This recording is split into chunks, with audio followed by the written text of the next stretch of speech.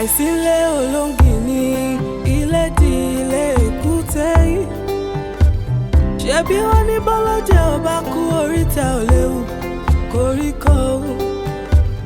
Ayé ṣòro ẹni àníkó kíni lẹ́yìn ló fẹ̀gún sọ́wọ́. Àṣeun dúpẹ́ lọ́wọ́ ẹni tó ń ṣe ni ló tún ń gbà ní. Ẹni àníkó fẹ́ni lójú tó bàtà sẹ́nu. Ètùmàrè gbà wá lọ́wọ́ àfojú fẹ́ni ọ̀hún. Kò sólókò lóko.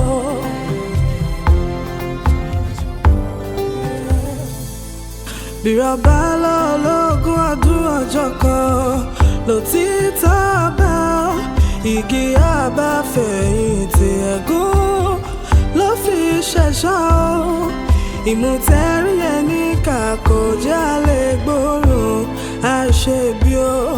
Bí kò ilé ò bá pa nítòde o lè wọlé tán mi o.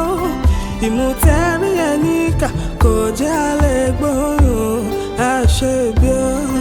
Ìmùtẹ́rí ẹni kàkó jálè gbòòrùn àṣebí o. Òṣòlókò lóko.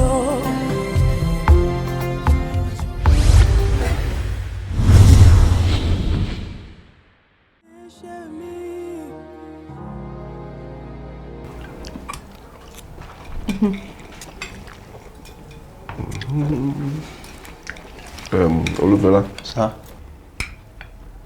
In the science competition, when are they going to? What's my send dates in school, but it's very soon. No. Whatever time, we are already proud of you. Thank you very much, sir. Yeah. Yes, so Omo mi ò kí ń ṣe ladies man lásán. He's our own future Einstein. Yes, darling. Ladies man bíi báwo. A máa jẹ́ kó yé ẹlẹ́nu pé mọ́mí ní official guard tó ń tẹ̀lé káàkiri ní school. Really? Well, everyone knows that I have eyes for only one girl. What? Padà kẹrù báyìí. Ọmọ padà wàá yan bó ṣe wù ẹ́. Ibi tó bá gbẹ́sẹ̀ lé náà ni. Báwo bá ṣe ń ṣe rẹ̀? Ẹ máa tọra yín, ìyẹn láyé àtijọ́. Wo, má dábàá bẹ́ẹ̀ lóhùn o. Even Prince Williams gan ò jẹ́ ṣe bó ṣe wò. Prince Daniel, àwọn sọ̀rọ̀ pàkúrọ̀, òun sọ̀rọ̀ England, sáwọn Ládé ni. Queen Elizabeth Ládé náà. Adéyẹmí lẹ́kẹ̀. Yes, Adé ìṣẹ̀báyé ni. Ṣọ́ ń ṣòro fún Adé yẹn. Àwọn Adé lọ́kàn decoration lásán lẹ́yìn ìwú tẹ́lẹ̀. Daddy, for me, I'd rather be an English princess. Than the pakuro one sha. Torí pé kò yé ni, ìwọ be my man. Yes. Ask her which would she rather be? Olórí ní pakuro àbí olórí ní Buckingham whatever. Well, down. Down. Olórí. Olórí. Tatu moiti. Ẹnu ẹlẹ́wà ẹ. Takurọ̀kọ̀. Bákàrà ni. Sáré-ọlá àti jẹ́ni láwùjọ. Doctor, yes. You see, mi ò máa rọrùn sùn rárá. Ó kọ̀ dàbẹ́ ní pé nightmare yẹn ń pọ̀ sí ni. Well, méjèèjì náà lè wà connected. Ṣẹ́rí ó ṣeé ṣe kó jẹ́ pé nǹkan kan wà lọ́kàn yín tẹ́ ń rò tàbí gbé nǹkan kan sọ́kàn tó wúwo gan-an. But ṣé yẹn ló wá ń fa gbogbo àwọn àlákàlà? It's possible. Ó ní nǹkan tá à ń pè ní post-traumatic syndrome. Post-traumatic syndrome. So what does that mean? Thank you. Ṣẹ́rí ó máa ń sábà ṣẹlẹ̀ sí àwọn tó ti ṣe iṣẹ́ tó yẹ pé ó wà risky tàbí tó yẹ pé nígbà tí wọ́n ń ṣiṣẹ́ yẹn gan-an tí wọ́n á ní ìrírí tí ò dáa. Àwọn àdàbẹ̀ ẹni wípé bóyá kìíní yẹn ó ń ṣẹlẹ̀ sí wọn gbogbo máa ń ṣẹlẹ̀ sí wọn gbogbo. Wọ́n ti fi ṣẹ́ yẹn lẹ́ o, àwọn àdàbẹ̀ ẹni pé ó sì ń ṣẹlẹ̀ sí wọn all the time. I see. So ó mean wípé a máa reoccur constantly. Exactly. Fún àpẹẹrẹ ńsìn ẹ̀yin tẹ́ ti ṣiṣẹ́ ológun rí. Iṣẹ́ ló wà dàbí ẹni wípé ẹ ṣì wà lójú ogun. Pàápàá tó yẹ pé ìrírí tẹ́ ẹ tún ní nígbà tẹ́ ẹ ń ṣiṣẹ́ ológun yẹn ò dáa. níṣẹ́ ló máa dàbẹ́ ní pé ìrírí yẹn ń padà wá wípé ń jagun gan lọ́wọ́ bó ṣe máa ń ṣẹlẹ̀ nìyẹn n tó fà á nìyẹn. Doctor, yes. Please, what can I do? Kí ni mo lè ṣe ń sìn? Well, basically iléeṣẹ́ ológun gangan ló yẹ kó ti fi àǹfààní ìtọ́jú irú nǹkan báyìí sílẹ̀ fáwọn tó ti jagun rí nítorí pé ẹ ní láti rí àwọn tó nímọ̀ ìjìnlẹ̀ nípa psychology. Àwọn ẹ̀tàn bá bá yín sọ̀rọ̀ ó ṣeé ṣe kí wọ́n gbé àwọn ìròyìn yẹn kúrò lọ́kàn yín kí gbogbo ẹ̀dẹ̀ parẹ́ kí nǹkan má ṣẹlẹ̀ mọ́. Dr. Oye. Yes. Kò dá mi lójú pé àwọn facilities yẹn wà ní good condition ní gbogbo àsìkò tá a wà yẹn ṣàmọ̀ àwọn olórí ta ní àti pé ta ló tẹ̀ mọ́rú ipò tó wà báyìí lọ. You know?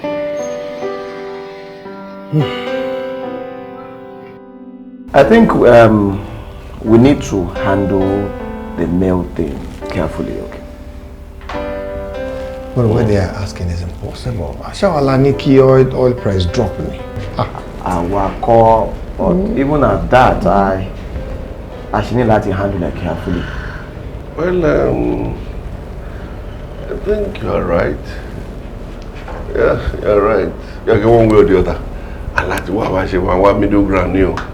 It's just a face. My wish my pass, but go to pass and no Allah. Man. Anyway, since we've all agreed, I go with you guys. Alright, so by Benny, let me get the accountant in. I'll cushion whatever effect till by rise. Thank you. Enter set. Accountant, you come to the boardroom. Come along with the file I gave you 2 days ago. With all the documents. Enter all. You're good. Okay. Okay, sir. Don't go Yaro.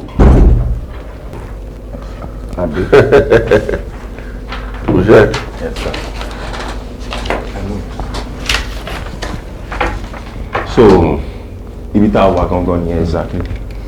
Tá bá máa accede to their demands. A máa ní láti ní cushion plan. Yeah.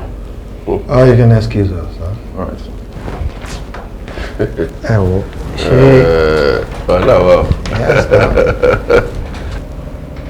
You still think we can face all this with our financial status? I think we should get the ṣùgbọ́n ìwọ ló máa bá wa bá ṣe lè àtẹ́kì ní illegally o láì náwó kankan lọ títí. Well, I'll try. Prof. Ṣé ká pè doctor? No, okay. Jẹ́ ká pè doctor. No. Gba orí mú. Tó bá pọ̀ jù báyìí lọ, láti take action. I'm fine. Are you sure you are okay? I am fine. Borokini.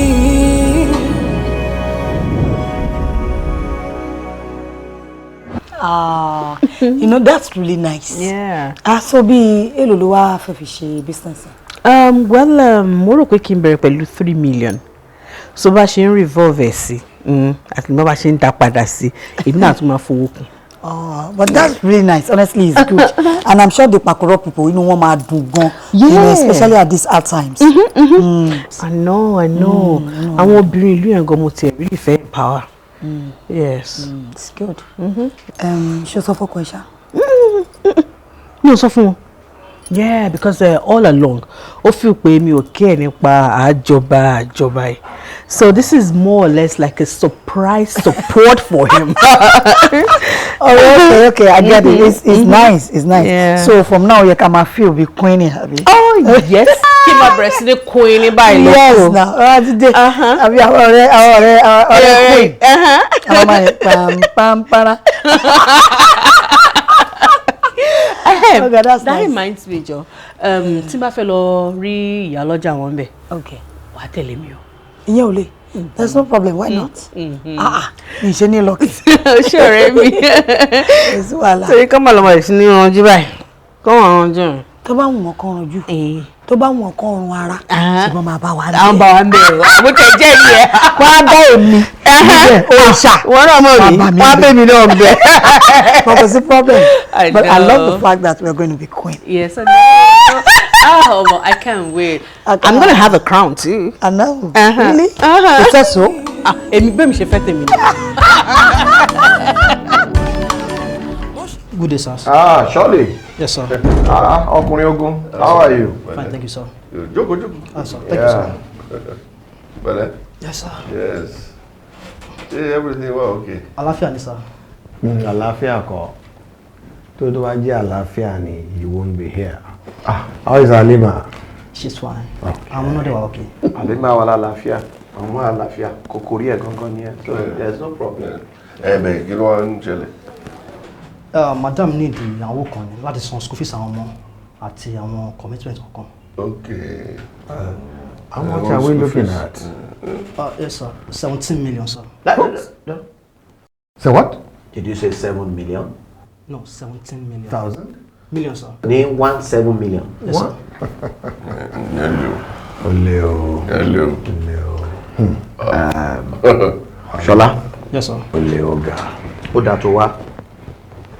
Ọ̀rọ̀ tó bá wa lẹ́nu ẹ̀, ọ̀rọ̀ tó le gidi gan ni. Sorry, this company is in bankrupt. Ben. This company has gone bankrupt. Yes. Àti wà liquidated bó ṣe ń wà yìí. Gbèsè tó wà lẹ̀ bí a lè san 1,000 years from now. Sorry, ọ̀nà tá máa fi kóra wa yọ nínú ìta bára wa yìí. La mẹ́rẹ̀ẹ̀ta yìí ń forí korí tá à ń fi kolúkù. Mọ̀ bí tá máa gbígbà. Òun ni wọ́n dé yẹn. Ẹ̀gbọ́n gan o help situation. Fortunately wọ́n lọ ń gba loan 50 million gan shortly kí crash ẹ̀ tó ṣẹlẹ̀. 50 million. Wọ́n wà lára the problem financial crunch tá a wà báyìí. Kí ló fi ṣe? Small boy. Kí ni businessman fi 50 million ṣe? I wonder. But wọ́n ever sọ fún mi pé àwọn yàwó kọ̀ọ̀kan. Wọ́n tó lè ṣe kò dé máa mọ̀. Ọmọ sọ̀rọ̀ àwọn tó bá sọ̀rọ̀ dẹ̀ sọ̀rọ̀ lè ṣan. Má gbé ní trade ẹ̀ débi báyìí. I'm sorry. Àní ẹ̀ dọ̀wọ́ bí wọ́n sọ yé ọ̀nà fẹ́ ṣe fún ẹ. Iwájú sínú advocate of Nigeria ló wà. Ó kàn ń jẹ gbogbo nǹkan lọ́wọ́ abẹ́ sọ ni. I'm sorry. Must you know everything? Yeah, it's all right. I think the general was aiming for a kill. Oh yes, òun ò lè mọ̀ yẹn. But sir, now tí gbogbo nǹkan báyìí ti ṣẹlẹ̀, tí wọ́n dẹ̀ ti kún sí, kí ni kí la máa ṣe sí? Sórí ibẹ̀ yẹn kan làwa náà ti ń wò pé ọgbọ́n kan là kọ́ yẹn. Yes. Including you. Ọgbọ́n kan nìyẹn. Sórí ohun tó lè ṣe fún wa tí ta lè fi máa mí is to help track all the dealings tí general ṣe. I'm sure there will be one paper lying somewhere tó ní ṣe pẹ̀lú 50 million àti gbogbo nǹkan tí general ṣe. Bẹ́ẹ̀ni. Ṣé general ti ẹ̀ bẹ́ẹ̀ sọ kankan pa ẹ̀wọ̀n táwọn fẹ́ ṣe àbẹ̀kọ́ Wọ́n rí lè sọ wọ́n kàn sọ pé àwọn lé kíní kan l'Ábùjá. Orí ẹni máa padà sí Ṣọlá. Do your findings. Jẹ́ ká wà. Because you see, látàrí gbogbo wọn tó wà lẹ́yìn, àwa àgọ́ ń lọ court. Yeah. Always big legal battle láàrin àwa àti international partners. Ṣé kò sí? Ó wà sẹ́ẹ̀. Ó wà. Look, oil price ó ti drop. Ó fall jù ni. Ó dẹ̀ affect àwọn òyìnbó wa àtàwa náà. Yeah. It's tragic. There's a problem. Big one. It is. So ọ̀rọ̀ tó wà lẹ́yìn, the best a lè ṣe right now náà ni pé wẹ́ gẹ́gẹ́ bí àlè máa ṣe jẹ́ ìyàwó ẹ̀gbọ́n wa ni. You know, I ṣe personal donations. Ó lè máa tó 17 million. Kò tí ẹ lè tó yẹn. Okay, no problem, sir. My brief Alaja and everything that's going to be. Àjọ máa wá. Àjọ wa o. Ọmọ, ká ní general wà láyé ni, wọ́n á bá wa ṣẹ̀wọ̀n. Ṣé ọ̀nà ọ̀gbọ́n báyìí? Ó lè tó yẹ o. Thank you, sir. Lígọ̀ ni o. Nice, sir. Ìwọ náà dẹ̀ fẹ́ rí wa lẹ́wọ̀n. Àjọ jẹ ní ìkọ̀kọ̀, àjọ mu ní gbangba, àjọ ń jẹ gbàgbà. Bàbá wí tà ní síwí tẹnu òní kan wá. Ṣé ẹ sì rò pé ọ̀rọ̀ tí ń bẹ ńlẹ̀ yóò tó da nǹkan rú tó bá a ṣe fẹ́? Ẹ wò bí ò bá dàrú bá a ṣe fẹ́. Àbí káwọn ṣàtidá wà lálẹ́ ká dàrú. Ọgbọ́n kan sọ sí mi lọ́kàn. ẹ jẹ́ ká wá gbìyànjú ká gbé nǹkan burúkú sáwọn aráàlú lọ́kàn ká yí wọn lọ́kàn padà ká yé wọn pé ẹ wá o ọmọkùnrin tí ẹ fẹ́ gbé sórí ìtẹ́ yìí tó bá lè débẹ̀ pẹ́rẹ́ yóò mọ fọwọ́ lágbá gbogbo aráàlú lójú ni ó làbùṣe bá bùṣe. bó bá wá rí bẹ́ẹ̀ ó bá jẹ́rú ọgbọ́n tá a fẹ́ dànù ó wá yẹ ká kó àǹdọ́ tí ẹnu wọn gbó kéké tí wọ́n sì láyà bí ìrà ó yẹ ká kó wọn sòdí o. òdodo ọ̀rọ̀ ti gbàgbé pé ọ̀dọ́ náà la fi jìjà àgbàgbára ni. bẹ́ẹ̀ni ọ̀dọ́ náà la tún máa fi dà lóru. àmọ́ ẹ̀sọ́ náà la fi ṣe a gbọ́dọ̀ kó àwọn ọ̀dọ́ táwọn èèyàn ó fojú sí lára pé wọ́n mú ni a lọ rèé kó àwọn ọ̀dọ́ títí wọ́n ti bàjẹ́ tí wọ́n rí rádaràda a wà kó wọn papọ̀ tí wọ́n ti sọ lẹ́nu wọ́n wà dá gbogbo nǹkan rú. ẹ wo tọ́rọ̀ bá ti wá rí báwọn èmi ìbá ní ẹjẹ́ àtẹ̀jẹ́jẹ́ o nítorí láolú ìṣẹ̀ràn rírọ̀ o ó sì mọ̀ọ̀yàn kí ẹni tá à ń lékú sí kó mọ̀ padà wá mọ́ léjò sí àwọn. òdodo ọ̀rọ̀ nìyá lóde sọ àmọ́ alátiṣe wa a máa ti ṣe. ó dáa á gbé gbèsè ń gbà náà. Borokini.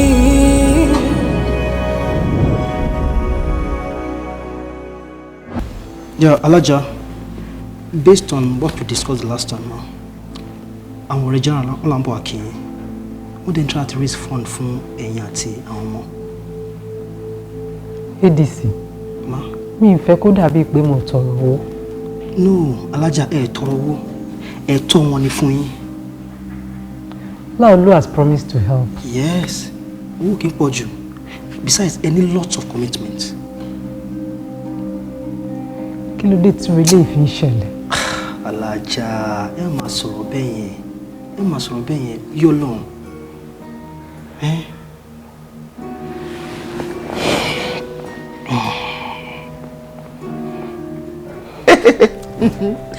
Darling, money news for you.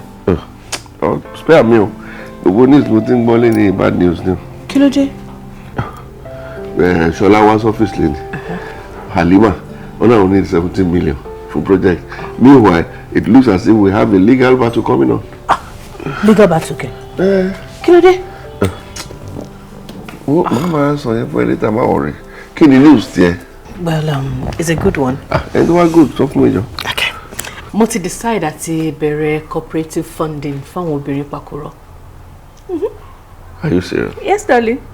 Èmi àti Rẹ̀mí máa lọ fine tune ẹ lọ́la. You are serious? Oh, very serious. They're serious. Ìyàwó mi àtàtà. Yes, darling. Oshio, you know what this means? What? In fact, we need to have a drink on this. Oh, all right. No problem. More than a drink. Oh, sure. Easy, darling. Ow. Bele. Momo. All right. Oh, yeah, I'm waiting for my drink, oh. I'm coming now. I will get it. All right, darling. Wow. Hello?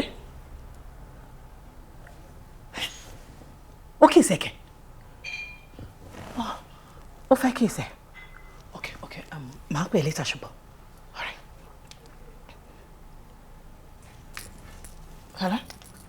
Hello? Yeah, báwo ni? Ó dàbí ẹni pé I need àti ríra o. Sisi Deji, this is serious. Okay? Màá prefer later. Ṣé the Jimon pa plan sẹ́ni? Mo pe phone Rẹ̀mí, but ọkùn Deji ló gbé. Ó ní Rẹ̀mí wà ní bathroom. Ó dẹ̀ dàbí ẹni pé Rẹ̀mí ti brief wọn already. So mo kàn sọ pé màá bá wọn, màá fún wọn details later, yes, details. Okay, kò sí wàhálà gbà.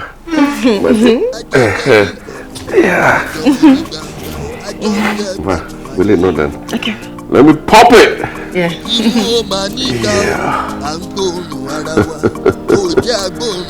Yes. Let's pop champagne. Yes, sir. Yes, sir. Yes, sir.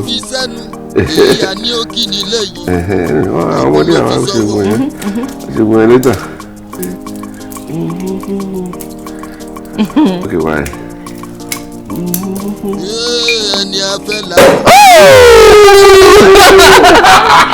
Wàá ṣílẹ̀ ọkọ mi. Bẹ́ẹ̀ni. Okay. ọ̀rẹ́ onírìkíṣí ọ̀rẹ́ onímọ̀ nọ́fìkì ọ̀dàlẹ̀ ọ̀rẹ́ o. Cheers, darling.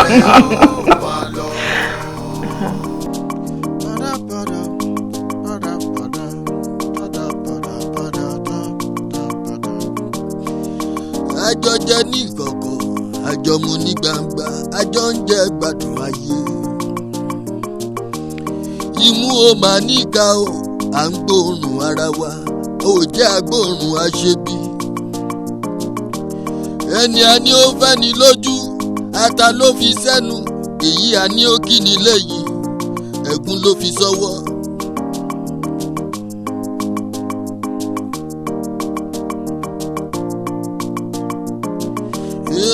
ẹni a fẹ́ la mọ̀ a ò mẹ́ni tó fẹ́ ni ara la mọ̀ a ò mọ̀nú yé o ọ̀dàlẹ̀ ọ̀rẹ́ o. ọ̀dàlẹ̀ ọ̀rẹ́ o ọ̀dàlẹ̀ ọ̀rẹ́ onírìkíṣí.